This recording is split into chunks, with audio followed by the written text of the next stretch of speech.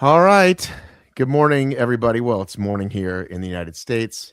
I've got Simon, aka Evil Twin, here today. If I look at his profile, it looks frightening. He's a master judge. I don't even know what that is. Master judge at HYROX. Well, we'll get to it. He also judges CrossFit. I've seen him at Athex. You can't miss the guy. And then also my buddy Steven, who I had once on here before. Who's the owner of CrossFit Tweed Bank? That's the one. Perfect. You're getting better at that every time we come on. Every time we chat, you get better at the name of it. CrossFit Tweed Bank. It's good. Well, I think I said Weed Bank last time. You did last time, but it's fine. I'll let you off with it. So I both of you were in each other's DMs from time to time. I value and respect both of your opinions. So I feel like it's good to come on and we can talk some about hybrid fitness. We can talk about some CrossFit. We can talk about some judging. What do we think of the Masters so far? Are we tuning in to the Masters so far this week? I'll let Simon go first. Oh, this looks like bad news from Steven. He wanted to be more positive. He made a pact with God and Jesus that he would. He's being positive. He is. We'll get there. We'll get there. You go, Simon, first. What do you think? Go ahead, Simon. I haven't, in truth, I haven't had time to follow it at the moment. Kelly, who used to run CrossFit Southampton and obviously multi-times winner, definitely supporting her as a friend and just a general badass. But I haven't really, in truth, been on top of it, so I don't know all of the goings on. Yeah, and from my perspective, that I'm not enjoying the coverage. I don't know if you've seen some of the angles of stuff that's been put out. It's certainly different. Do I have to pay FloElite? Because I'm just looking at the highlights on Instagram. I haven't checked out. That's the whole point. I am not paying to watch it either. I've been watching highlights. I just think it's odd, and I think that they would have done much better to make a much bigger spectacle of this. When you look at the names that are in the Masters this year, right? This is not like run-of-the-mill, because what it used to be was people who maybe weren't quite as good as the people who were younger than them because they'd been in. Now you've got the people who've tipped over. Noah Olsen, classic example of this, right? One of the best in the field could still go throw his hat in the ring with the normal RX guys. So it's not just an afterthought. Same with adaptive, same with whatever. It's not an afterthought, and I think a bigger spectacle needs to be made of this. Either the same as what they're going to do with the games from like a thing point of view, or better, just something. And that's why I'm a little bit infuriated about it. So had either of you heard of FloElite prior to this? Nope, I have not. I'd seen them as sponsors and stuff, but I don't really know the whole thing. So if you Google Flow Sports, and they famously, I'm going to say started with, but maybe they didn't, but over here they were famous for track and field. Like no one's covering track and field. These guys, that was kind of their lane. And they either get the race to sponsor it or a sponsor to sponsor it. They're not like, it's kind of like we'll cover stuff, but you got to bring the money to us kind of a thing, right? Yeah. Instead of the other way around. And they're classically known for being not great. So they're known for not being great. So I was a little surprised. And when they said that's where they were going this year, it was like another not so great sign for CrossFit that like this is the way you're going because these guys don't have a great reputation. And I feel like it's one of those things where if you're gonna spend money, that's one of the places to spend money, right? Like we've got to save money. We're trying to do better. It's like I get that, but a place to spend money is good broadcast. Everyone knows that. What I'm not gonna cast full judgment on yet is that, because I want to see the live spectacle of the games first, because let's give them their dues. There is a budget that there is to be spent that isn't massive because you've got open registrations, whatever. We can talk about decline, whatever you want to do. We've done it in the past. There is a finite budget that isn't unlimited.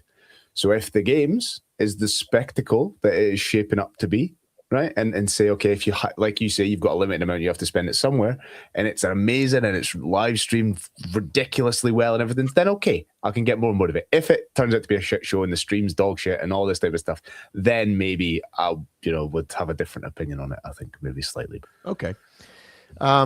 So moving on, what does it mean, Simon, to be a master judge? So it's a role that kind of doesn't exist, but what I used to do is run the judging team.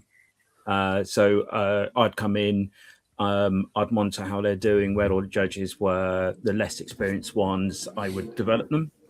So outside of HYROX, I built award-winning teams for Transport for London and American Express, and it was using the same methodologies of empowerment and knowledge and support and putting people in the right area for who they are and kind of develop them.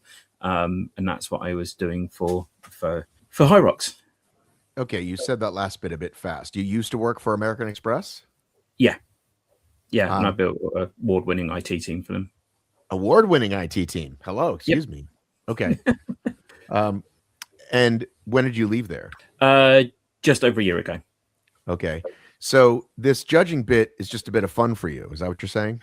Yeah, it's a hobby that's got too carried away. Yes, I was doing the maths, and I've done now over 140 events that you've judged personally. Judged, set up, pull down, equipment. Yeah, been involved with in some way. Where do my horrible reps rank? Depends what you're doing and where you are. If you're in the gym just working out, as long as the coach is happy with what you're doing and you're exercising. No, I meant your personal experience with me when you saw my horrible reps. That's what I meant. Well, just be polite, say, hey, it's not quite right. So I mean, one of the fundamentals of judging is it's either. I think you said it was the worst you'd ever seen. I think that's what I heard you say before. Maybe we've moved past that. Amazing. No, I'm not that mean. No, you're very supportive. I have gotten a lot better. Remember, I'm new. I'm kind of new to all this. I think I've told you guys over the years, both of you, I found running at 40 and started doing these silly obstacle races, right? And you didn't really need the gym for that. Just a lot of running and work on some grip strength. I used to do a lot of just like run, do burpees for a minute, run, do lunges for a minute, like kind of like half-ass body weight exercises. So I'm very new to all this stuff in the last, however many years on actually moving weight around. Which is ironic because I think also you may know, like my wife is a personal trainer, like my wife knows everything. So I'm slow in the uptick. So yeah, when you first saw me at Athex, my form was rather poor. Yeah. I have an interesting question for Simon, right? So people who do judging are unicorns in this world. So as a comp organizer, they don't get the recognition they need. Like when, you're always a smaller comp organizer. If you've done a couple of these over the years, a smaller comp organizer will say, this doesn't happen without the volunteers and staff. Give them a big round of applause, right? So you don't find them so to be somebody who is essentially a leader or a voice or top of the game of the judging world, at what point do you go, yeah, this is it for me? Like I'm willing to take, because realistically, all you do is take shit all the time, right? Like what's the driving force for you to go, I'm going to double down on this over anything else? What's like the North Star of I love doing this because? Super interested, because these people are enigmas. Judges are always nice people. If somebody volunteers to do it, they're always nice. And I just always wonder to put even more in that. What's your I do this because? So I like the community. It's a really positive place to be. You're a coach. You'll know that you experienced that. I realized very early on that I was not going to win anything. I love training. I still train very regularly, but I wanted to be involved a little bit more. So and judging just allows that. I mean, these days, people I judged at their first or second competition, one of them's at the games. That's just really good fun when you. Going from watching it on Netflix to now being able to go to the event and talk to the people that are going to be somewhere around the podium as friends is just, it's just really nice. And it's just really nice community to support. The owners and like you, the competition runners genuinely appreciate what we do. I think some people are kind of just competitors. That's all they'll ever do. And some people are kind of doers. They always want to be part of the organization. But most of the time, actually, at the end of the competition, or even just as soon as you finish, you get your handshake and thank you very much. Really appreciate your judging. So it's not always taking, getting the rough end. It can, however, happen, but you got to take a little bit of the rough with the smooth. Yeah, I think it's Matt, when you think about this as well, the three of us in this in this square are a very unique set of people, because although, you know, you have a bias towards hybrid stuff and I clearly have a bias towards CrossFit, we're both willing to test, adapt, and talk about all of them. There isn't here is my master thing, and these exist. And Simon, you feel like the judge equivalent of that, because I know I might be wrong, I don't know that much, but to see you talk about CrossFit stuff and then HYROX and then it's very broad spectrum. And I guess what must be cool for you is to see that although these little communities argue about fitness within themselves, right? And me and Matt sit across and think it's funny and laugh and poke at people and stuff. But like these communities, they're the same and they're just as powerful in each of the areas. You must be really enveloped in that and see that, and that's why you love it, right? Or more so. Absolutely. Yeah, I'm a bottom level technical officer for British weightlifting, and I've done quite a few British weightlifting competitions, and you just absolutely, yeah, right. It's still a really supportive community, and you know, particularly for weightlifting, because it's a singular event, you see people lift something that they weren't expecting, even if it's just the barbell. And they weren't expecting to get it above their head, and they did it to the standard, and they just erupt on the stage. Then all of the crowds is cheering them on. It's those kind of moments that really make it. And it's the same. HYROX are not everyone's supportive within HYROX, but you just don't have that. It's quite such a singular moment. With CrossFit, it's normally because it's a single workout. On mass, you get a little bit more of an opportunity to do that, but yeah, definitely all very supportive. I'm curious to your thoughts on this, Simon, and then Stephen as well. So if we look at HYROX in sort of two places, right? Mass participation sport, we're going to put 50,000 people through this thing in New York, or I think Cardiff has 2 weeks. There's like 2 or 3 big weeks. Anyway, point is, a lot of people. And then we've got this sport, right? The sport called the Elite 15, and now they're adding this secondary category. Where is the judge's line, do you feel, if you're running the show, on judge versus hype man versus, like, because I have some mixed feelings on this. If an athlete in HYROX, for example, is gonna, let's say they run in the zone too soon, right? Is it your job as the judge to correct them and say, actually, no, go run one more lap? Or when they get to the wall balls, you know, specifically something we saw was the head of the officiating, sort of the head of sport, Matt Locke. He was sort of seen like there was a woman who was like dropping her wall ball, like she was just exhausted, and it would roll away a little, and he would sort of push it back to her and like encourage her to throw it. And while we all love that, is that the same what if the person next to her isn't getting that treatment? Do you see what I'm saying? So like, do you see where there's a line? Because we want that. I want my judge to be like, you can do this, you know, but like, do you think at the elite level there's a line and it should just be rep and no rep? More of a robot? What are your thoughts? Yeah, absolutely. Yeah, no, absolutely. Sorry. So Elite 15 is an entirely different beast. They have their you know, there'll be an hour to 2 hours talking to the athletes. Matt will be making sure that they're very clear on their expectations, what they're doing. They get time to walk around the arena normally the day before, which would be when the briefing is as well. And they're professionals in the sport. So it's not, you know, the message from a judge should be, that's good enough or that's not. That should be really the end of it. So very clear, knee didn't touch ground, you didn't extend. That's the message. That's the message they want to hear. So it needs to be very clear for them, and then keep them going. And hey, look, if they start running off in the wrong direction, you point them in the right direction. Happy days. Everything else is their responsibility to count the laps. If the ball's gone in the wrong place, again, that's for them to go and fetch. You just shouldn't. You know, it's not about chatting. And you know, even you know, like more of a slightly pro level, that's generally be. Once it goes down below that, it becomes something different. So primarily still should be the judging first.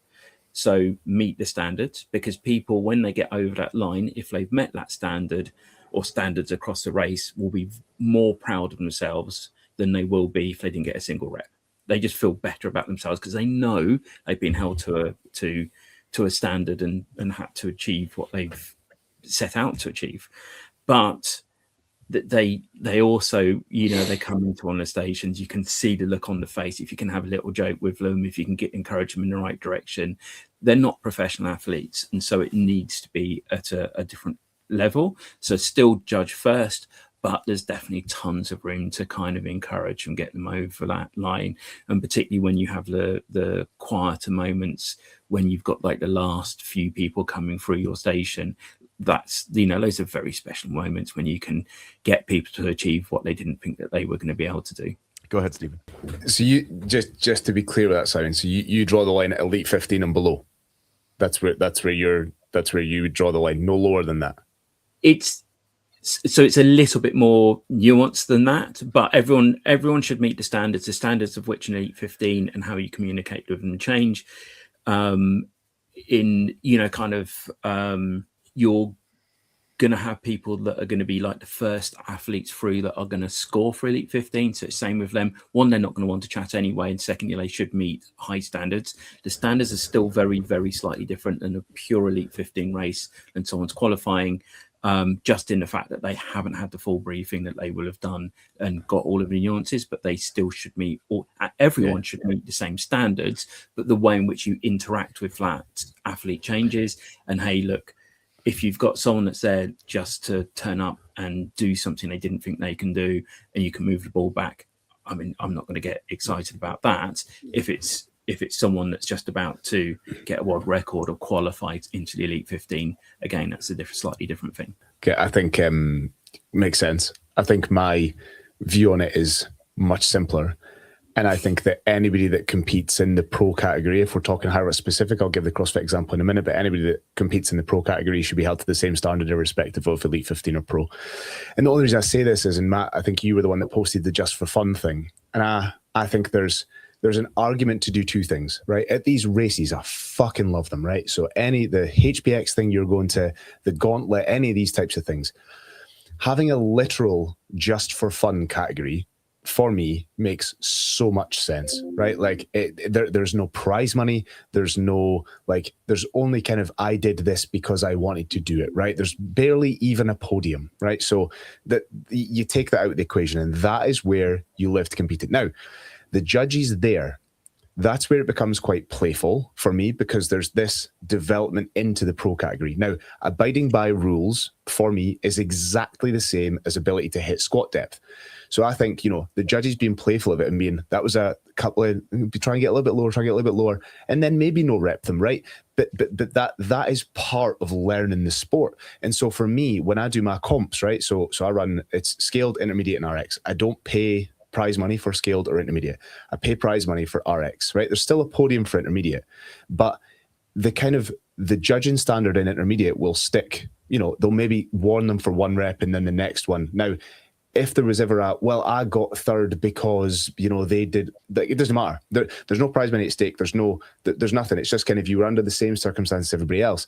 But I do think that taking judges away entirely isn't the right thing to do, because we want development of that athlete. When I think about it from a binary development or non-development area, learning how to, one, react with a judge is important in the sport, because if, you know, hunters, you could have this completely separate discussion about whether you think Hunter was headhunted or whatever.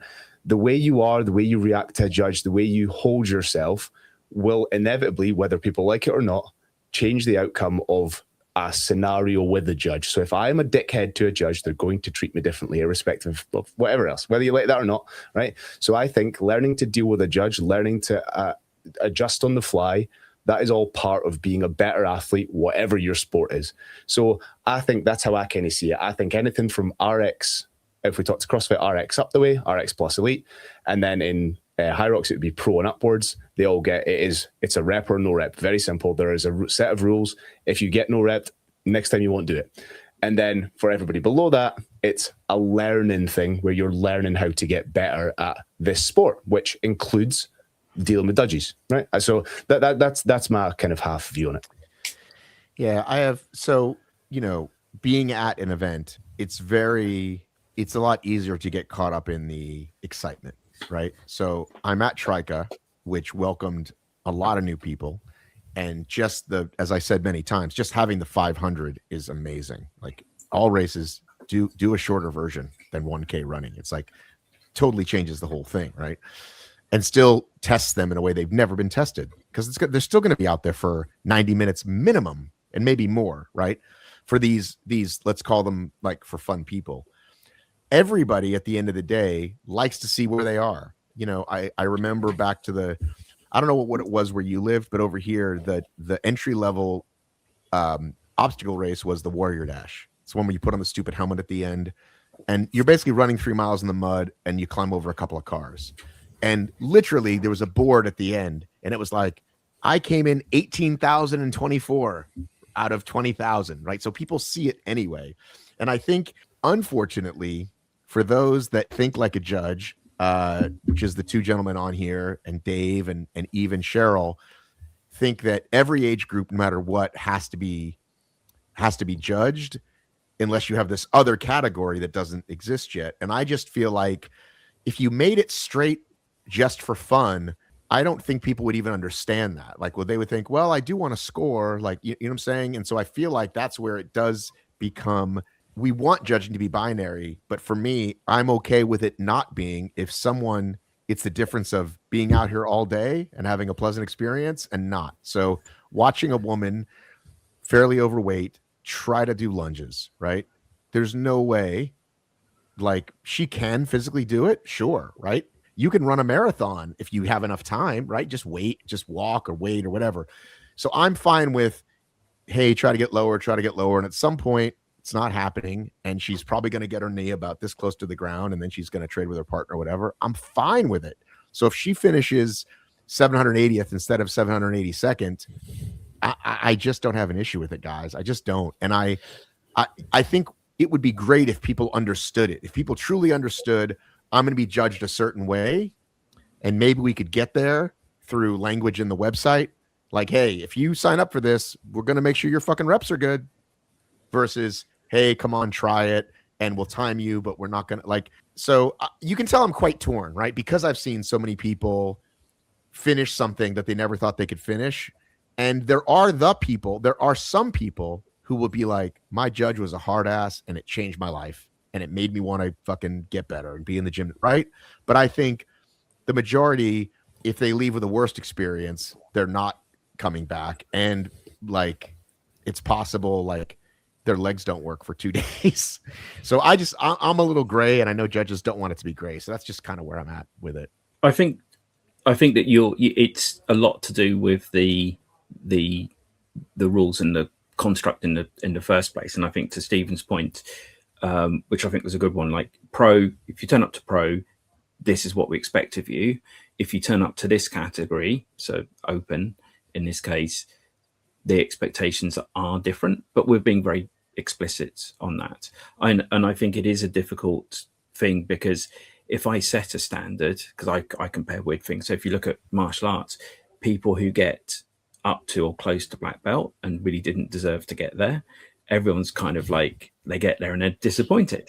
Whereas when they get there and they know that they've had to meet a certain standards to get there, there is a value to having standards, but opening those standards up to be accessible, I think is really important. I've seen so many people on the finishing line, particularly at HYROX, that if you took their picture and said they're just about to do all of this workload, you'd be like, no. And I think that's really good for us, because we get over our prejudice that fitness looks a certain way. So I think it's incredibly positive, and you see how they feel about themselves having completed all of that is fantastic. But I think it's an interesting conversation that you brought up, where do we hold them to? What is completing that race?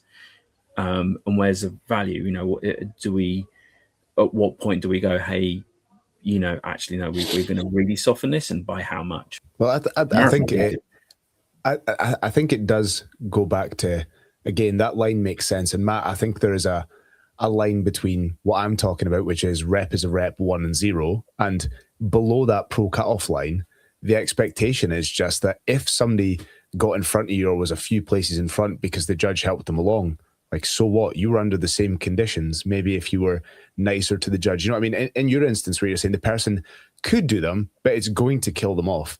we know that there will still be a placement on the board. Now, that would be me meeting in the middle, because I'm very much like the competitive aspect of it. I like things that aren't gray area. But actually, if you're not in a pro category or an RX category, is it really that detrimental to have it? It's an open playing field where if you get a really nice judge that will really help you along, cool. The other one, they know not to be as strict as they might be in pro, but it's just kind of it's more of a helping the person to get through it. And even the person that comes first and the person that comes 7,000th, they were under the same criteria, which was if your judge feels like helping you because you look really, really struggling, they'll help you. The outcome is irrelevant. And or if you're 7,000th, it might be the end of the day where there's less judges and you didn't get, so it's like, it's never perfect. But I think I think you and I are saying the same thing, Stephen. The difference is that right now there is only like, well, there's elite, pro, and age group. And I think what Cheryl and Dave were saying is if I want what I want, there needs to be one below age group called Truly Open. And I guess, again, you could do that, but I feel like people wouldn't sign up for it anyway. Only like the heaviest of athletes would be like, well, that's me. Everyone else is like, no, I want to compete. And it's like, you know, people forget to train. And again, like they don't know, like when you see the amount of cramping from fit people, right? Like I run my race, and by the time we're at station 4, they're walking, even though they're young and fit as fuck. Or by station 6, they're over to the side with a laying down like this, trying to get their cramp out, right? So, you know, it's, to me, I'm okay with it being gray with the individual. And if you want to, if you think everyone should be judged the same, then that's fine. I just know what it's like to, again, like, yes, they can do it, right? They can do the lunges, but like, again, can they do the next station after that, or will they ever come back? But there are options. I mean, this is when relay first came in. That's exactly what that was used for. Is the people that this was a very extreme challenge for. There was a charity that in the UK that brought people that you'd never thought of doing exercise. So they put them in the relay, so they did less work. But for them, that was still a lot of work because they were so new to exercise, and exercise hadn't ever been in their life before. And so there are options to very low, and then obviously you can do duo, and then you solo, and then pro. So that can vary the load within what you've got already. That one I think is interesting. It's an angle I've never heard anyone say in my life. Is so the people I know that have done relay are doing it as an additional to running a really fast solo or doubles time, right? They're doing it to bring together a master team. I think that's a great angle. I had this argument with somebody the other day where, you know, they say HYROX is weight, and we're not getting into this argument in any way, shape, or form. From an accessibility point of view, HYROX is the most accessible. 8K of running is not fucking accessible. Piss off. I don't care. 100 wall balls is not accessible. I've said that since day one. So it's not, right? So, but if you take that out of the equation, I love that relay idea as a more accessible way, because if you're running, what is it, 2 stations, 2 runs? Is that what it is? So I've never seen it marketed as that, and I've never. So, you know, if any of you have somebody to talk to, that is a good way. Like, I am somebody who would have just found a team of 4 to put someone into relay of people who wouldn't do a full HYROX. It's like, I've never heard it said like that. I've never counted heads, but as a guy who's done a fair amount of relays and just seeing it because I'm around, yeah, I would say it's 25-75, like eyeball test. I don't know, Simon, what your thought is, but 25 tops off, guys trying to get a time of 40 minutes, and then some, you know, heavier set folks, some newer folks who do that. Like, you can just see it in the corral, right? You just see it, so you can kind of eyeball it. But I tell people, what's the cost? Like, does it cost? The reason I ask is obviously that feels like if the cost is the same as a participant of a relay team, I wouldn't pay that to run 2K in 2 stations. I feel like it isn't. I feel like it's way less. I feel like it's like 75 pounds or something. I have to go look in a minute. But I tell people, if you're brand new, do doubles, don't do relay, because you just get this. It feels like you're going to do a team event, but unfortunately, you're by yourself for most of it, except for the end. Yeah. And so I'm like, go do doubles. Like, do doubles is where it's at. It's you go, I go. You're running together, even if you're walking together. Like, at least you're doing it. Listen, I did it with my wife. Hates running. We walked. I knew we'd walk some. We walked the whole fucking thing. We were out there forever. So glad I did it. Right. So, and if I did a relay with her, it wouldn't have been the same. You know what I'm saying? Yeah, because you would have just been out. It's just you go and then you're by yourself. You're just by yourself for a very short I'm not amount of saying time. it's not fun, and there's a lot of energy in that corral. Like, I'm not saying it's not fun. I'm just saying that for new people who are like, well, I'm not sure if I want to do it or not, I'll just do a relay. No, get in a doubles and suffer with your mate or your spouse, and have a good time. It's a relay. So I briefed the first ever HYROX relay. Oh Jesus, Simon, with your accolades and your and first ever, and your awards, at American Express. We're peasants, me and you, Matt. We're peasants here. Clearly, in amongst he's not used to an English guy trying to sell himself a little bit. But no, the first few relays, and I don't know if they were in Europe, but the first one was definitely in the UK. There wasn't anyone absolutely sending it. I mean, it was a newer sport back then, and then there was one really fast team out of all of them. And the next season, it just changed entirely. So a couple of pros four pros got together and absolutely sent it. And then next season, it started to become an entirely different thing. And I think as watching the sport when I was at the Worlds, and they did the Nations relay, that was the best entertainment for me all weekend. Because there was so much difference between each station and each athlete, that was something. That was something different. But yeah, I mean, I first HYROX I did myself was pairs, and yeah, really enjoyed it. As soon as you've realised you've gone too fast, you just hand off to your partner and try and recover, and it gives you a chance to weather the bumpy road. So no, it's the way I did it, and I think that's a good recommendation. That did you ever look, Matt, at the format of the Gauntlet that Simon and Ali put on? So the Gauntlet race.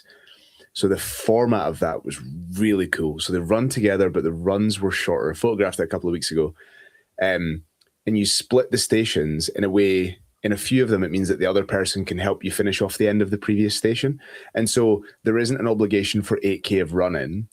The stations are a little bit easier. They have like sandbags over hurdles and shit, but I was just trying to envisage what would a team version look like where you split running, or you split, I don't know, something in between what is a relay, like you say, is solo, and something what is you still have an 8K of movement to do in amongst your stations if you're in pairs. What's like the line between those? And that the format of that is really cool, and that feels like it's a line between where it's still fun. You're not doing as much, but you don't have the obligation of 8K of walking or running in your case. Because there's a lot of people I could say to them, it's fine, you can walk it. They're going to tell me to piss off and say they're not wanting to walk. You know? It's a lot. And again, you see some of these heavier set folks out there, and they're walking and they're moving, they're power walking. I want to get to what had me message you. By the way, Stephen, I thought we talked a year ago. We talked like 3 months ago, but so much happened. No, there's so much in the space and so much everywhere. I was like, when did we last have Stephen on? A year ago. It's like, no, it was March or April. It wasn't that long ago. But the reason you and I were chatting was I made a post. I made a post. Let me find it. Hang on. Sorry. I'm getting reached out to a lot today. Good news, bad news, a lot of stuff. I made a post about, I think what Athex is trying to do is more of an answer to the idea of how do we get more CrossFit folks to a fitness race. And I said, it's HYROX-ish. And you said, wait, Matt, it's CrossFit-ish. And I think that makes sense, right? Your lens, my lens, right? And what I was trying to say was, it's because it's like, you could say both, right? Potato, potato. But if your answer is, let's get a lot of people out of their homes to this thing, if you have a strength/CrossFit background, this is more of a way to do that, other than, hey, we launched this massive 2-day CrossFit competition. That's our way to get more people out. So you started talking about what shape Dylan is in, and you were going all kinds of roads. So that was just kind of my base. So the lenses there are Athex's marketing, and I think if they choose what they want to be, then it answers itself. Because they have this, we're swanky and cool looking with cool sponsors. We've got Chandler Smith, best athletes. Is it the truest test of fitness? Or is it mass participation? And is that the goal? Is it fun for everybody? Is it pick one? If they pick it's a true test of fitness, I beat the best in the world at HYROX at this Athex. So therefore it's not a true test of fitness. Or is it actually this mass participation thing? Then it is HYROX-ish and it does that much better than XENOM. That's the statement, right? So it does from a mass participation. But they've got 3 categories. And initially they didn't. Initially they just had pro and regular. And I was like, they need a light, just like I think HYROX needs a light. And they did launch the light, even easier weights. But I still, the way they market it is this broadest, truest test of fitness. It's like I think it's fucking brilliant. I love it and I'll do it next year. And I posted about it and I've had so many people message me saying I'm doing Athex because of your post. But I think that it was wordplay around the HYROX-ish, CrossFit-ish. I think it's CrossFitters will do way better than this than HYROXers will in general was my statement. That was why. But yeah, I think I'd love them to double down more on the let's make this because they've cracked it. I think their format's great. I think the marketing's fantastic. I think they've got it as accessible as it possibly can be. I've done it. It's amazing. And I think if they double a bit more down on the this is for everybody, because I still get guys in my gym and everybody that's a little bit more scared of it because it is the truest test of fitness and we'll test you. If it's just slightly softer, categories agnostic, right? I know that the categories exist, but the top level, the things they see, the things they ingest from a media point of view, they are still, this is madness. Just a bit softer. And I think it's cracked it better than XENOM, better than, if WFP brings in a thing that is for that's not their thing. They want to do top of the top, but they've cracked it. They've got it. It's a go between the HYROX and CrossFit world. I do think they've done it. They've smashed it. You know what I mean? So that's my view on it. So I've got a question for that because something I've been thinking about. So you've done a couple of HYROXes. You're not going to be world champion. Your eyes have been open to functional fitness and how much fun it is. I mean, we're obviously mostly sold on that already on this call. Where do you go next? And it's been great. The CrossFit was always a limited number of people, and so HYROX opening that door up really wide is fantastic. But after you've done one, what is your and you've kind of gone, all right, I don't particularly fancy doing another one. Tickets are hard to get to. I'm looking for something else. Is that Athex? It's an easy answer for me. It's a piece of piss, and Matt fucking hates this. So it's, I think and I know that I have different reasons because when you say CrossFit was a relatively small number of people, cool. But the guys in my gym at the middle normal human level, they're doing them all. So Spartan race at the weekend, Deca over here, Deadly doesn't at this part. They can also compete in CrossFit competitions because they keep the gymnastics in. So CrossFit. So for me, the roads lead back to training with CrossFit to do it all. If you're not going to win at one thing, do them all. If you're going to be amazing and you love one thing, go fucking do one thing and bias to that. But for me, that's why I say that. But the problem with the challenge with that, then, is that everyone sees CrossFit and is scared of it. Now, I'm a level 1 trainer. Doesn't make me very qualified. Oh, but hang on. Tick spot. Simon mentioned another.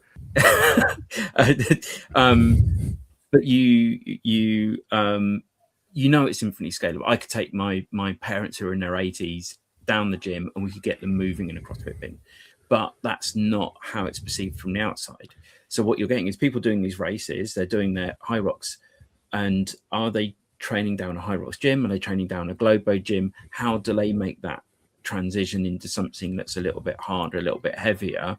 What's the mechanism behind that to get them to step into an Athex or a... I have a question for my mate Steven. And this is a question I posed to if you listen, I don't know if you listened to it or not, but the Chris, who's the guy who's made the machines that judge your reps. Revelate, Chris K, Revelate man. Yeah. And so he's OG, he's 08 or 09 or whatever. And the question I had for you last time, Steven, that I'm still trying to answer, and I want to use this example and maybe I'll answer my own question, I don't know, is everyone thinks they have a solution, right? Like Glassman said, world's most vexing problem, we have a solution. And literally that is what most other places, like Joe DeSena has said the same thing from Spartan. Like, we have it. We have the answer. And folks like us are like, we love it. Everybody go get outside, go move your fucking body. And by the way, young people, the older you get, the fucking better it is. Like, get out there and move your body. The biggest things I've learned in the last 2 years, I would say, is movement is medicine. Because I'm used to, when I got some sort of running injury, it's like, well, I better just walk. And now I got QL issues, and I went for a run yesterday and I felt better because I was moving. And as long as I didn't put strain on that particular part. Anyway, I'm getting off the track. What I say, Steven's muting, he's being very patient. What I'm saying, my question to Chris and to you last time was, can't I, if I do all the stuff, if I time under tension and endurance and cardio, if I do all the 5 food groups of moving your body, not just one domain, why do I have to add Olympic lifting and or gymnastics to be the fittest? Like, because those do feel like extra credit to me, right? Like, like, and he said, you'll just move better. He said, listen, I'm just telling you, if you do more Olympic lifting, you'll move better. And it's about movement and mobility. So my wife is a personal trainer, and she's got someone who never lifted a barbell, a 70-year-old woman who did a deadlift the other day, right? And I don't know what was on the bar, but like, so that's to me like a miracle, right? Like, when I was growing up, 70-year-olds like didn't do anything, let alone deadlift a bar. So would you say, well, that's CrossFit? Or would you just say, hey, this woman learned how to deadlift? For sure, she learned how to deadlift. Absolutely. But it's not, well, that's the CrossFit harder is like, well, that's CrossFit. That's why she's doing it. It's like, no. Okay, good. I don't agree. I for it to be CrossFit, it needs to be as well-rounded. And it's good that you said that. So like, what's the benefit of just doing something else? We'll just be able to do a little bit less over there. But the question was, why do I think you should do CrossFit? So what's the next step after you've done one thing? So you can do as many things as maybe that's not your goal, right? But if you want to be able to compete and do everything, right, which includes Olympic lifting and some gymnastic stuff and a CrossFit comp, and this to be the most well prepared, you do CrossFit. That's not me saying it's the best. It's goal dependent, right? It's but just what I said to you last time is, most gyms and even Brazilian Jiu-Jitsu would say, well, just do what we do, because that's the way to be the most fit. Yeah, true. But I'd say if you do that, you cannot compete in, say, I mean, if you just did jiu-jitsu, you're not going to be good at HYROX. If you just did jiu-jitsu, you're not going to be good at an But you also race. won't win the juggling competition. Yeah, true. Yeah, you see what I'm saying?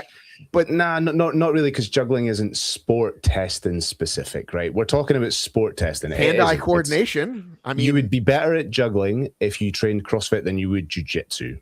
That is from someone who. So I've done no-gi comps. I've done all that. So there is an argument. Now where the nuance in this is fucking incredible is, I put this in my post that, the one that went viral-ish a couple of weeks ago about, CrossFit isn't dead or dying. The nuance is how it's applied. And I've seen it applied badly, and it's not policed. And I think that there are terrible coaches that pretend they're doing CrossFit when they aren't, and vice versa. That all exists. And to your point, Simon, how would we get people to understand that it's not scary? That comes down to the community, the coaches, and HQ. And there's a big barrier to get through from there. And people understanding, these conversations have changed very much. Even Matt, since we talked about it and you pushed hard on, why do I need to do kip and pull-ups and fucking an Olympic lift? And actually, they've changed a lot. And I say to people, you don't need to. But if you do, here's what you can get, right? And it's like, it's cool. You don't need to do it. I'm just saying that you'll be able to do more things slightly better if you do. And so I'm not a charlatan in that regard. I just think that, to your point of where do you go after that, if you realize you're not going to win a thing, you want to do the most stuff and get the most out of life, move your body in the most ways, through the most different domains, through whatever else. So I'm much less of a charlatan these days than I was even a few months ago. I'm just like, it works. It does the stuff for the most things, but it's not the be all and end all. You know what I mean? I think that the great thing about CrossFit is the fact that you get to play with everything. You don't go in the gym and go, I'm a perfect weightlifter, I'm perfect on the barbell, on the rig, I can just do everything. It's that going in and just knowing that there's going to be some of it you're going to be really bad at and you need to get better at, but there's that just continue learning over the years and years and years that keep on pushing you forwards. Now, everyone's different and you don't have to do that. But if you take an Olympic lift like a clean, if you can front squat your body weight, I bet you're way better at wall balls than a lot of people are. So if you want to do one thing and then go and be able to play in lots of different arenas and kind of just do okay, that's going to be CrossFit. And then outside of that, hey, look, anything that keeps you moving on a regular basis and keeps you entertained, awesome. The world is a better place. Yeah. And actually, I will say one thing for the HYROX CrossFit bleed over. Two things, in fact. One, the people who have gotten into fitness and they've never done anything in their life before and they've just done a HYROX, they're coming into me at a way fitter standard than the normal Tom, Dick and Harry that were coming in before who hadn't done anything in their life. Good thing for me, much less to teach because they're way fitter and they understand that if they don't do this, they're going to die 10 years younger. Brilliant. Fantastic. The other one is, see the guys who were hardcore, weightlifter, but called themselves CrossFitter, but weren't a CrossFitter because they weren't actually fit. They were just strong.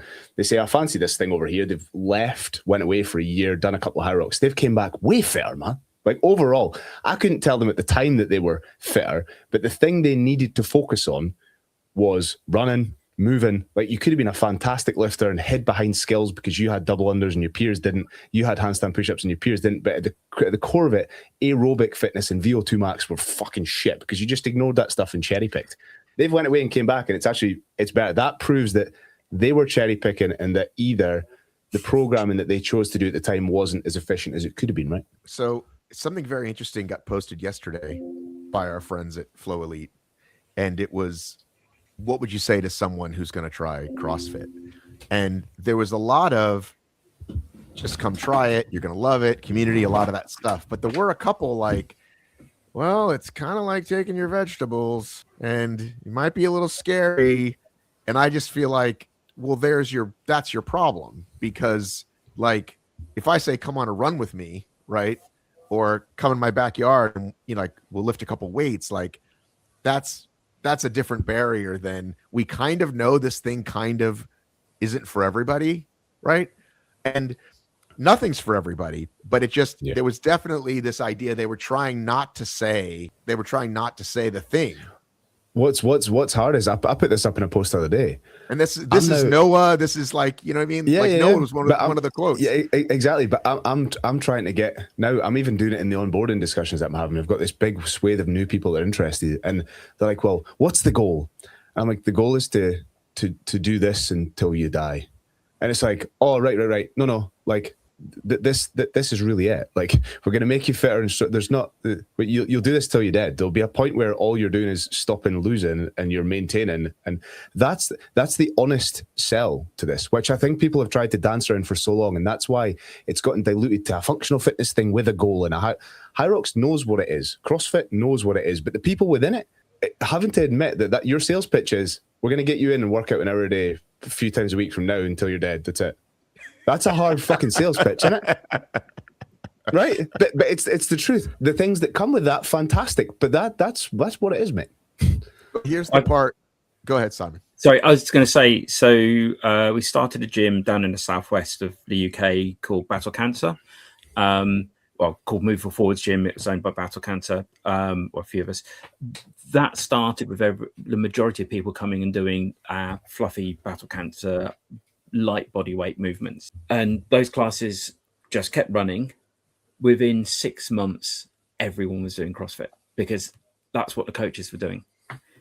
And so people can make that transition themselves, and they made the choice to stop doing like fluffy class and go and do the harder class. But it just needs to be a gentle gentle kind of path from A to B. And I think, because I think about weird things. I think CrossFit should do a new brand called Life Fit, and it's light and fluffy. Get everyone in the gym, do Life Fit, and they're just going to see people do fun. Would you stuff offer that, Stephen, at your gym and move across? Would you teach Life Fit? No, he's thinking because it's.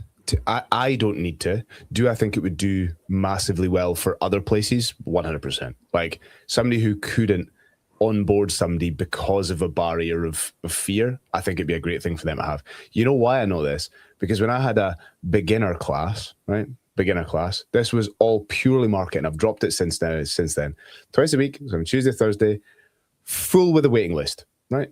Of people who never you didn't change the workouts. Is that the big? No, they didn't. No, they didn't at all. They were exactly the same timing, same movement, same everything, but they didn't move over because of a perception thing. I've since went back and moved them all over, but like at the time, because I was so unwilling to be like, let's have a difficult conversation. We're coming now. What I do is I get them to come in and watch a class from the sofas, and then I get them to, like just come in and meet me while there's a class ending and just see that actually, look, that person's like you and they're doing the same thing. Because if your service is truly scalable, now, different argument. I don't believe that people make their programming as accessible as they say they do. Whereas I don't think everybody everywhere would be welcome and would feel great doing every workout, because there's fucking some coach who's not been there for very long has muscle ups, handstand walks, and squat snatches. I have a huge portion of my gym who will never do any of those three things ever in their life. Never. They'll do something that is something on the way to them, right? But yeah, I've been to some of those, right? I've been to a few times actually. Like if I've traveled and gone with a mate and like, hey, do a CrossFit class with me, and then they ask at the end who's new and wants to try it. But it's funny. I was at you guys know Training Think Tank, right? Yeah. Totally. It's about an hour north of me. And who's the famous CrossFitter that works out there? There's loads of them. Well, there's a big name that I can't think of. I'm sorry. And he was there, and like the class that was happening, if I walked in on that and like these guys were like snatching and climbing ropes, I would be like, I can't fucking work out at this place. So don't have them come in on that day. Because I was in awe, and I was like, this is amazing, right? But I thought if you were new and that's what you saw, but I want to get back to this argument you wanted to have with me, which I was not going to have over comments, which was, I've already made it. We're done. We've already done. No. What about Dylan Scott? You said something about Dylan. I just said if you're calling it HYROX-ish or CrossFit-ish, if it was HYROX-ish, that means the HYROXers would do better at it than the CrossFitters. And I said me, as a just slightly above average CrossFitter, would cook Dylan at Athex overall. Oh, like, I see what you see what I'm saying. And so, but then it became wordplay. Then it became we're looking at two different lenses. But that was where I was like, let me make the argument, and then didn't. So that was the idea. Well, it's funny, if you listen to Dave and I just yesterday, though, I didn't like. I was pointing out how they went heavier. I didn't realize how much heavier they'd gotten. Athex. So I think they did need to dial it back a little for 27, because I think that scares away the average which I didn't. That sandbag. That was the point I made in my Athex video. What the fuck are you giving them a 70 kilo sandbag to squat with? Like, I am good with sandbags, right? Exceptional. I did a strongman comp a few months ago, and I got a 150 to shoulder, right? Like, and I'm like, that's heavy. Half the average Elite 15 male athlete is like 84 kilos or whatever they are, right? I don't know, and then most of them are actually way smaller than that. It's like body weight sandbag. That's no longer. But then again, it's the pro category, and but that's too heavy. You've pushed that to, like, I love that, which means it's wrong. It's not in the middle. If it needs to be in the middle. Pro weights should be heavier than open weights, but it doesn't mean make it elite level weights, right? Like, dial it back a little bit. Do they ask you any of this stuff, Simon? Are you on any calls where they design workouts? No, not designing workouts. I don't have enough coaching experience to add any value, apart from kind of like, I have done a little bit, but it's just on the ease of judging, if you know what I mean. Because sometimes you people come up with workouts and you're just going, I did one where there were 2 sets of 300 double unders in a team workout. As a judge, that just melts your mind, counting 300 double unders twice in one workout. So, kind of there's things that just make life for both the athlete and the judge too complicated. So I have advised on that, but the actual what they would and wouldn't do, or what weights they would do, I wouldn't do. Having said that, I was a friend of mine did qualify in that division for Athex, and her partner pulled out, and she asked if I'd do it, and I looked at the weights and just went, I could do 1 rep and that would be me done. So so I did turn it down. So how do you decide at this point what events to do? Like, what is the rest of your 27 look like?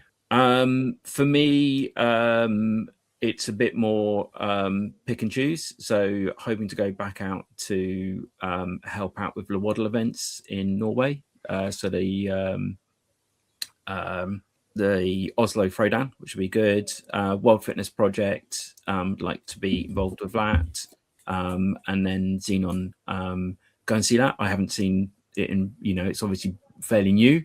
So I'm hoping to be helping out with that in London in, I think that's 6 weeks now, 5 weeks. So yeah, so just a bit more pick and choose, but then I'm busy doing other things. And then I still help out, like a lot of the box owners around here know me. So I'll help them out if they want judges. Stephen, are you handling some important business, or were you going to ask me something? No, you're right. Fine now. One of those where you're like, I don't know what, it's something in the water, how you said you'd had people on today. And I'm like, Jesus Christ, I can't get it to leave me alone for 5 minutes, which is, it's fine. I don't know. Anyway. So how do you do with that, Stephen? You're very opinionated. Your DMs must get blown up. I'm now it's my chance to brag. I'm seem somewhat of a man of the people. So people ask me questions. And so I'm happy to be that person. However, they also think I'm HYROX HQ. And so that sort of annoys me, right? When is this going on sale? Why is this happening? And it's just like, how much, how do you handle? I'm sure your inbox is filled. It's hard. It depends on like what side of the bed I wake up on, right? Because and it really depends on what type of content I've posted. Like, and the same. So that CrossFit one I posted, I'd get people, they fall into these camps where it's like either justify my thing or tell me that you're right because, and I'm like, I've got all the information there. I can't. But yeah, generally it falls into how much willingness I've got to deal with idiots for the most part. And then it comes down to what kind of mood I'm in. And that's the most of it. And actually most of my messages sit in requests, so I can be quite choosy with them if I want to go in there and read to them. So, but yeah, it literally is what mood I'm in for that day, how much of them get responded to and how they get responded to as well. I prefer to do big, deeper conversations in DMs or now on live streams. So that's a comment I'll often put up, where if somebody comes and challenges me, I'll often say, here's a link, come and chat to me on live stream. It's a better way to do it, I think. The other thing I get is a lot of whining. And so I've stated publicly, like, I don't care. Like, I don't care if you didn't get mailed your flag. I don't care if you told you were going to get to go to Worlds, then you didn't. I care about, are you well? Are your kids okay? Yeah. Like, you want to talk to me about that? But like, life's too short. I've been saying for a year now, every day above ground is a good day. And if you didn't get to go to Worlds, that you're just gonna have to get on with your life and choose another goal, or say, now I'll get it next year. But yeah, don't message me about that stuff. Nah, and I think people need to appreciate that if you focused on every individual one, you've had a huge impact on the space as a whole. And I think if you spent time, take 3% of what you got in a 6-month period, if you spent time actually dealing with it the way that the people expected you to deal with it, would you have even been remotely close to the impact you've made? No, not even. Mate, are you joking? And nobody would even know, because it's shit that doesn't matter, Well, and I'm just saying, like find bigger fish to fry. You know what I mean? Yeah, like, I had a gentleman say, like, I'm leaving the sport over this. And he's probably listening right now. And then he messaged me like a couple weeks later about something he was mad about. And I'm like, I thought you left the sport. Like, let's go. Like, pick something else in your life. Pick a bigger. Yeah. I'm okay. You guys ready for this? Oh boy, I'm gonna drop some now. Now we're getting serious. So I'll tell you how it was taught to me. There's something called the World Sucks chart. Okay, I should visualize this. I should draw it. But basically, the closer you are to the bottom of this thing, it's like sucking you in. The world sucks, right? It's like a whirlpool, right? Like Charybdis or Scylla. I forget which one it is. I just saw Odyssey the other day. So right here's you, right? Next to it. Above you is family. Above you is community. Above that is whatever's next. And at the very top, you get like the world, right? So the further you get away from the world sucks chart, you see what I'm saying? It's easy to get sucked in when it's all about you. Start making your life about something else, right? Higher purpose. it's harder to get sucked back down. Isn't that amazing? It was taught to me many, many years ago. I'm going to start talking about it all the time. Find a bigger purpose, find a bigger why is what everybody says. Like, get out of your fucking self and trust you. The world will suck less. Yeah, I get a lot of that, of the caring so much about the stuff that's this small. And now I lead stuff with, when I wake up tomorrow after I've slept, will I care this much? And then if the answer is yes, sleep on it and deal with it then. If the answer is no, fuck it off. Always sleep on it, though. But I've learned to, I've never regretted sleeping on it. Sleeping on it could mean a night, could mean a week, could mean a month. But not people say that they'll do that. And I mean emotionally, like, you let it get to red line before you've actually slept on it. Oh, sleep on it, sure, but like, forget about it. And that's a skill in itself. Like, something that's massive. Like, I remember this was kind of a testament to the work I've done on myself, where I got my new rates bill in. So we're doing a rates review on the gym. And like, on the face of it, like, if I looked at it in that moment, it was like, when this happens, I must close the month after because I can't afford it. And then actually I thought, I'll shelf it because nothing's going to happen between now and tomorrow. So just forget about it. Come to it with fresh eyes in the morning and say, okay, well, I only need 10 people to clear this and this and this. And that's kind of it. But at the time, I could have put a post up saying, we're going to have to close and I need everybody to send me money. And I need, like, and people do that. It's like, as soon as they see it, it's like reactive. It's like nothing. If nobody's going to go to jail or die, just let it sit for a bit and then deal with it after, But you look, and it's like judging the difference between judging a true pro athlete and someone that's way down the rankings. Someone normally that's good enough that they know they're good, but hasn't got there yet. And they get upset at the smallest things. It impacts what they're trying to do. Whereas the pros are kind of like, right, what did I do wrong? What's my path forward? Always look at the path forwards. Keep moving, keep moving, keep moving. And that becomes easier to deal with. It doesn't break their mindset. They progress. They accept more easily, even if it's a bad decision. We're all human. They accept it more easily and just realize that they just need to keep moving forward. It's perfect, actually. Did you see the video I put up where the head judge took my microphone off me at the HYROX race? So I had it on my hat. It did big numbers, but I had it on my hat. But then everybody in the comments was like, whoa, you dealt with that really well. And I was like, actually, when you play it through, because all I did was, like, what for? I didn't know. Oh, it's in the rules. Okay, cool, here you go. But I went to all the hassle of having a videographer there with and like all of the build. It was huge. I paid for the guy. I had all this. And then, like, I was just like, all right, here you go. Like, and it's like, because what in that scenario, what happens? I kick off, my mic's still gone. I go mental, I'm getting slower time. I'm like, just go, okay, cool, do it later. It's like, I just think people take stuff so mad in the moment and get so. I like the dead are in jail. So what I used to tell my kids when my kids were younger, I'm like, I'm going to nap now. So unless you're on fire or bleeding, do not wake me up. Because 5 minutes later, they'll come in and be like, he hit me, or I need a sandwich, or let's say no. We spilled something on the floor. But it became, but like, if you can, like, I hammered that in enough, right? Like, if you're not bleeding, do not wake me. Or like, I would go for a run. I'm like, I just need 30 minutes, right? Unless one of you is bleeding, please don't call me. So that's Steven, normally once you've had a second kid, isn't it? You're like, oh, we can make a third, like, just yeah. Steven, are you going to check out XENOM? Yes, I'm definitely going to do it, and then I will hopefully do media at it. So you're going to compete and do media? 2 separate occasions, probably. I don't know what events. Oh, okay. Yet. So London's around the corner here.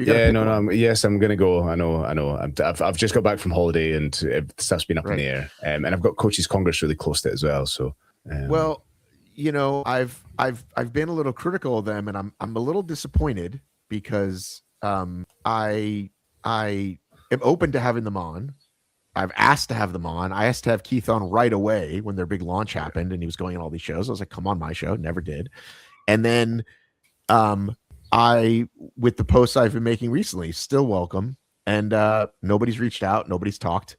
So I'm like, if you want to tell me why I'm wrong, like, great. Like, let's have the conversation. Tell people why I think, and interestingly enough, I don't know whether I was the cause of this or not, but shortly after my post about, I think they're in trouble, I think they got to get these numbers up, and this is how they can maybe do it, they posted what was your experience like? And of course, everyone there was like, it was amazing, most fun ever. And it's like, I wasn't doubting that.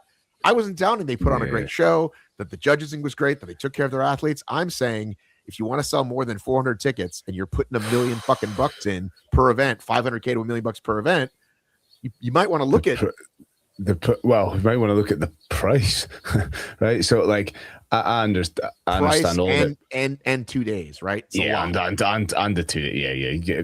Like I think Keto's fucking great. I spoke to him in a lot of detail. I think the event's fantastic. I think they've got loads of backing. They've done really well. Did Keith go on your show? Well, not a show. It was just me and him. I don't have a show. We just chatted a bit. I'm just saying, my feelings are now really hurt.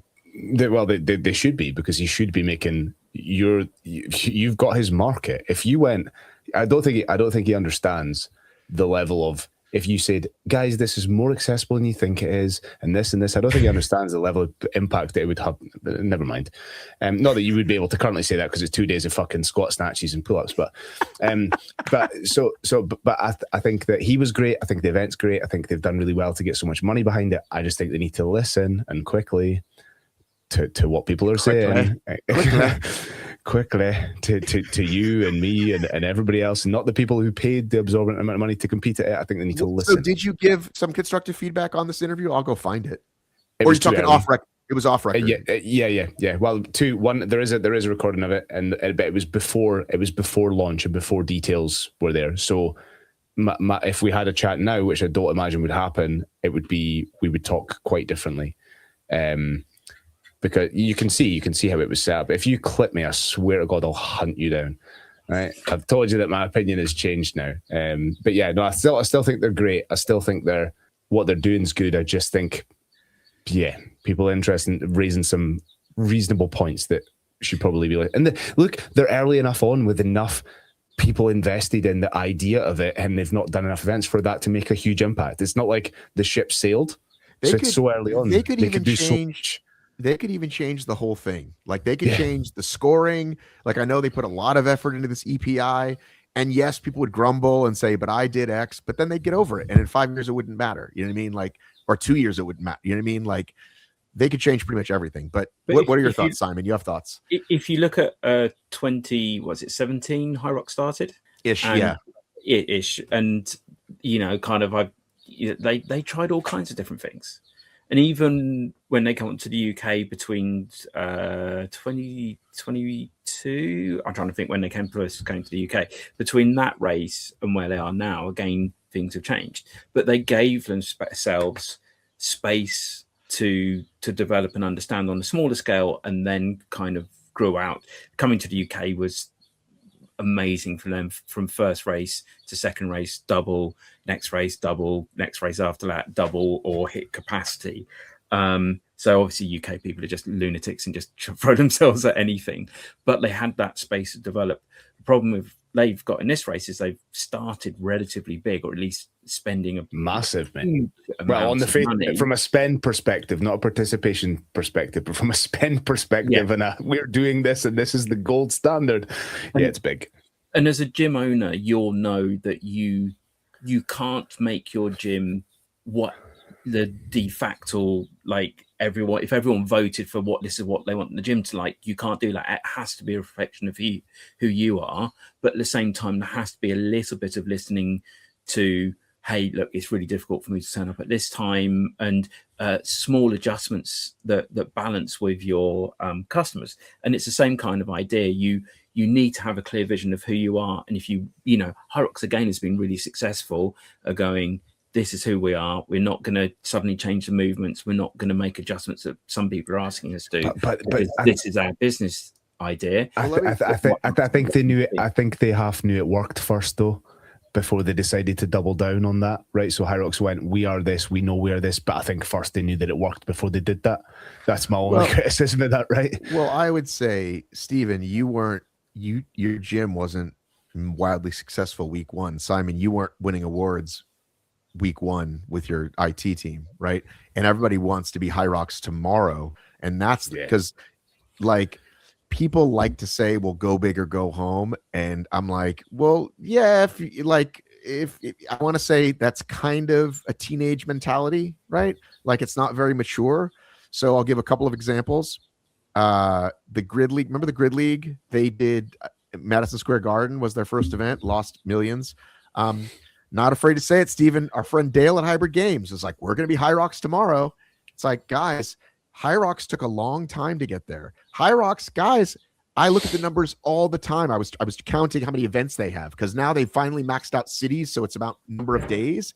And as recently as I want to say 22 or 23, it was still a bunch of one-day fucking events. Even when they were in 10 countries, it was one day in each country. So these guys, XENOM was like, well, we're going to be 2 days and we're going to rent out these massive things and go big or go home. And it's like, I don't think that's the way to do it, guys. Like there's nothing wrong unless it's ego driven with being, hey, we're going to do year one, we're going to do 2 cities and here's what they're going to do. We're going to spend this much on marketing and like all these things, but everyone wants to be rich tomorrow. And it's like, it doesn't work that way, guys. Yeah. Sorry. Go on, Simon. I was going to say, I do a bit of, I work in a small to medium-sized business area, and where I'm helping the small start-offs, it's exactly the same decision. Try not to do everything at once. Do one thing, work at that until you're really good at that, then add the other things, and you're so much more likely to be successful. Sorry, Stephen. Yeah. No, I think it's the earning the kudos of this community as well. Like, you've got the discussion that a few of us talk about, which is what do you go and do? Is it Deca, Trica, CrossFit, functional fitness, this, to position yourself and just spear in the middle, right? And just go like it or lump it. This is what we're doing, new scoring system. And I break this down because I'm not slagging them in the slightest. I think Keith's great. I think the EPI, I completely agree with that. I think the people that are shitting on it are morons. And so everything in between, right? I think it's fantastic because it has basis behind it and it's not random and arbitrary. I think all of it's great, but you need to earn. They're coming for you. Do you hear that? They're coming. Yeah, you need to earn some status in here first. And event one, fair enough, it might have done it, but there was a chance, mate, but no. Right? So, like, yeah, now I think really you need to go, okay, what can we do rather than just hit and hope? Because now it's a hit and hope.